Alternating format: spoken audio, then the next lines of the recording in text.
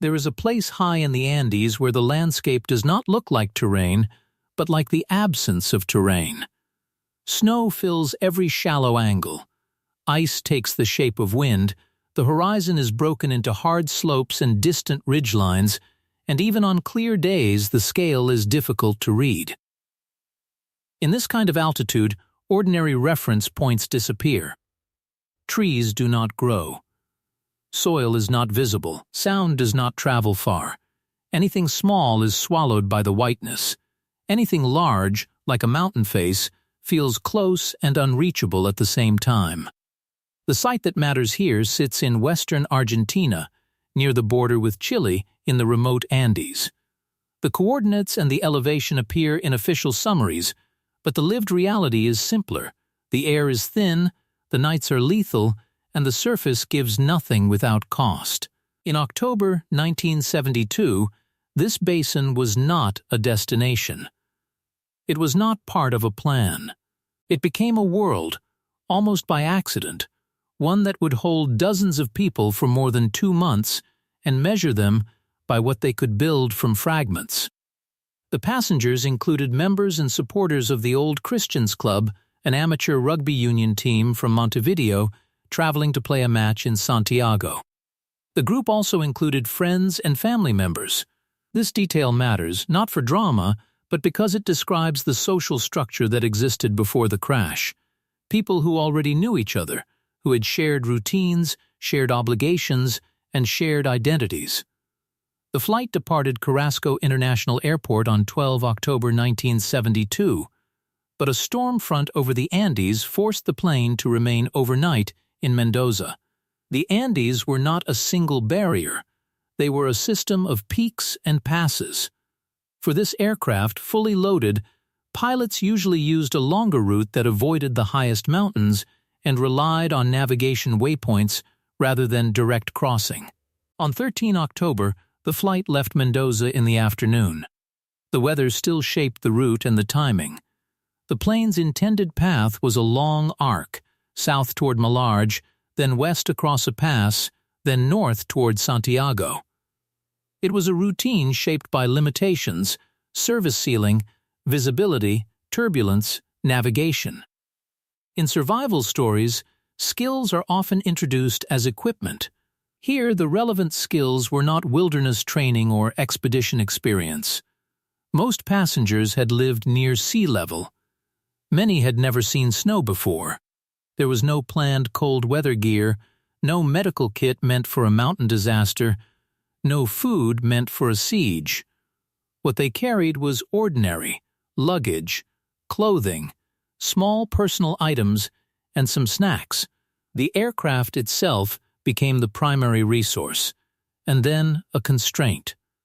One of the most reliable written sources about what followed is Piers Paul Reed's book Alive, The Story of the Andes Survivors, published in 1974. Reed explicitly describes his intent as non-fictional. He avoided embellishment and tried to present events as they were reconstructed through interviews, even noting that some readers might find the bare facts less expressive than what survivors felt. That editorial stance sets the tone for any documentary retelling, calm, factual, and limited to what can be supported. This matters because extreme survival invites myth-making. Dates get rounded, motives get simplified. Private thoughts become dialogue in later retellings. But in this case, the core outline is unusually well documented. The crash date, the location, the number of people, the search window, the length of survival, and the eventual rescue. And yet the experience itself, what it felt like, minute by minute, cannot be fully preserved without inventing. A responsible script has to accept that limit. It can describe conditions. It can describe decisions. It can describe outcomes. It cannot pretend to reproduce private conversations we do not have on record. What we know is that the group entered the Andes in bad weather, relying on instruments and radio navigation, and that a navigational error placed them where they did not believe they were. That single mismatch between assumed position and actual position was enough to turn a flight into an ordeal lasting 72 days. Late in the afternoon on 13 October 1972, the plane began descending under the belief that it had cleared a key waypoint. It had not. Still within the Andes, the aircraft encountered terrain it could not outclimb. The plane struck a mountain ridge. The impact tore away structural sections, the wings, the tail cone, and the remaining fuselage slid down a glacier at an estimated speed reported in summaries. It finally stopped when it hit snow and ice in a basin known later for what happened there. The immediate aftermath was not a single moment, but a sequence: impact, separation of parts, injuries, and then the first night. The official summary figures are stark: 29 fatalities, 16 survivors after the full ordeal, with many dying immediately or soon after. The crash site sat at roughly 3,675 meters elevation in the Andes, deep enough that ordinary movement became work. Search and rescue teams did fly over the region. Aircraft passed overhead multiple times in the first days. The survivors attempted signals, including an SOS message and makeshift markings, but the white fuselage blended into the snow. After 8 days, the search was called off. The survivors learned this later through a radio recovered from the wreckage. That point, hearing that they were presumed dead, marks the moment when the situation becomes irreversible. In later interviews and modern coverage, survivors describe the psychological shift. Waiting ended. Responsibility began. Times reporting on the story, in the context of Society of the Snow, notes that learning the search had ended forced the survivors to accept that waiting for rescue was over, and that the only remaining option was self-extraction or death. At that altitude, the simplest survival question became the first barrier: water. Snow is abundant, but snow is not water until it is melted. Melting requires heat.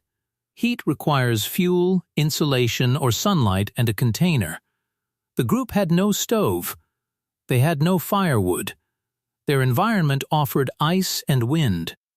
From this point forward, survival was not a test of bravery.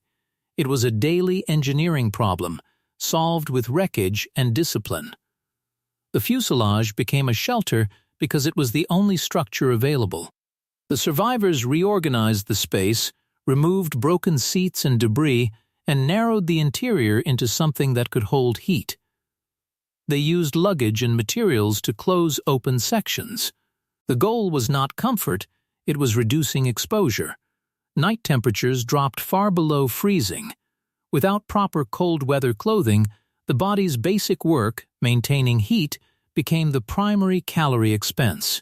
In the early days, food supplies were minimal: small amounts of chocolate, jam, nuts, wine, and scattered snacks. These were rationed and exhausted quickly. Once the packaged food ran out, the environment offered nothing edible. There was no vegetation at that altitude, and no animals available as a steady source. Water, however, could be engineered. Wikipedia's incident summary describes a solar-powered water collector devised from sheet metal. This is not presented as a miracle, but as a practical adaptation, using sunlight as the only reliable heat source, and using aircraft material as the tool. They also had to protect their eyes. Snow blindness is not a cinematic detail. It is a functional failure. The survivors improvised sunglasses from cockpit materials. That kind of decision reflects the broader pattern, preventing small injuries that could become fatal because there was no medical system, no evacuation, and no replacement body. Leadership emerged, changed, and reformed after deaths. Records describe that rugby team captain Marcelo Prez took on a leadership role early, and later, after further losses, others assumed responsibility for distribution and planning. In a sealed environment like the fuselage, order is survival equipment. The group also built a mental calendar without reliable clocks. Modern reporting notes uncertainties in exact day-by-day memory, and survivors often anchor time to events rather than dates. But the major fixed points remain: crash on 13 oct, search ended after 8 days, avalanche on 29 oct, trek beginning on 12 dec, rescue on 22-23 dec. Then the central scarcity arrived: calories. Starvation at altitude is not slow, it is accelerated by cold and exertion. They tried eating non-food materials, seat stuffing and leather, causing sickness. Eventually, the survivors made the decision that has defined this story in public memory to consume the bodies of the deceased as a last resort. A calm documentary treatment does not moralize this, and it does not sensationalize it. It describes the conditions under which the choice was made: no vegetation, no animals, no rescue, and a declining ability to move. It also recognizes that even the best sources cannot reproduce every discussion exactly. Time notes that Society of the Snow presents an artistic version of the discussions while preserving the essential reality, that the decision occurred and that it was central to survival. The survivors also faced a second, ongoing scarcity: usable space. The fuselage was cramped. Bodies lay outside, preserved by cold. When storms arrived, even going outside could become impossible. The group's daily routine likely included tasks that were non-negotiable: clearing snow, maintaining the shelter opening, managing water collection, distributing food, and caring for injuries. We can describe these as functional necessities without inventing a precise schedule. Over time, the snow itself changed. Temperatures rose as the season moved toward summer in the southern hemisphere. Melting exposed parts of the wreck and altered access to materials. It also created unstable conditions: slush, new ice layers, shifts in the snowpack that could trap or bury the fuselage. The routine, however, remained defined by a few hard rules. First, do not waste energy. Every unnecessary movement consumed calories that the group could not replace. Second, preserve heat at night. Warmth was pooled, shared, and protected through improvised insulation and body proximity. Third, protect small functions: eyes, feet, hands, because frostbite and blindness remove the ability to work, and work was survival. Fourth, maintain cohesion. The group's ability to make collective decisions determined whether they could attempt an escape when the time came. Times reporting emphasizes that modern retellings of this event often focus on the group's generosity and collective discipline, rather than turning the story into a simple descent narrative. That framing is consistent with the documented outcome: no one left the fuselage and survived alone. The eventual rescue depended on both a small trekking party and the group that remained behind, maintaining life until help arrived. On 29 October, 16 days after the crash, an avalanche struck the fuselage while many were asleep. It filled the interior with snow and killed 8 people. The fuselage was buried, the survivors were trapped. They had to create an air channel and dig an exit. This is one of the clearest examples of the environment acting not as background, but as an active force. After this, the situation tightened further. Bodies were now inside the fuselage space. The survivors endured storms that prevented movement, and the boundary between shelter and tomb narrowed. If there is a moment when psychological pressure becomes structural, it is here. The group could not simply hold on through winter conditions. They had to solve the environment repeatedly. Deaths continued after the avalanche due to injuries, illness, and the cumulative stress of cold and malnutrition. The numbers are known. The interior stories are not always cleanly documented in public summaries. A factual script does not fill those gaps with imagined scenes. It simply acknowledges that survival became a narrowing process, from 45 occupants to a smaller group to the final 16. The decision to attempt a trek was not immediate. In part, the survivors believed they were closer to Chile than they actually were. They also lacked equipment, no proper climbing gear, limited clothing, no maps, and no reliable knowledge of distance.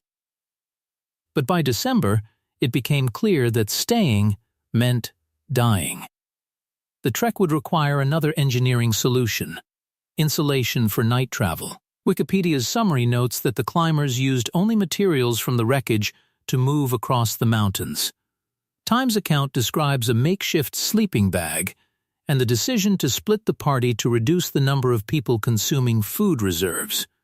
This is how the ordeal escalates toward its final stage, not through a single dramatic showdown, but through the gradual exhaustion of all passive options.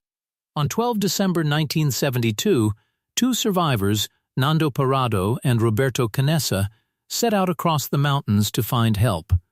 They climbed out of the crash basin and reached a ridge around 4,503 meters, then continued into Chile. The distances and elevations are documented in the incident summary. They are part of the reason the trek is treated as one of the defining survival journeys of the 20th century. Times reporting describes the trek lasting about 10 days, culminating in contact with a man on horseback who could relay the message to authorities. This contact point is where the story becomes logistical again: verification, mobilization, and the movement of helicopters into terrain that had already defeated aerial search earlier. Rescue helicopters reached the crash site on 22 December, but weather limited how many could be lifted out immediately. 6 were evacuated that day, and the remaining 8 were rescued the next day, 23 December 1972. The story ends without triumph in the data. It ends in transport, medical treatment, and the confirmation of who remained alive. Those who came out carried injuries typical of the environment: frostbite, malnutrition, dehydration, and the long-term consequences of extreme exposure. The rescue did not reverse what happened, it only stopped it.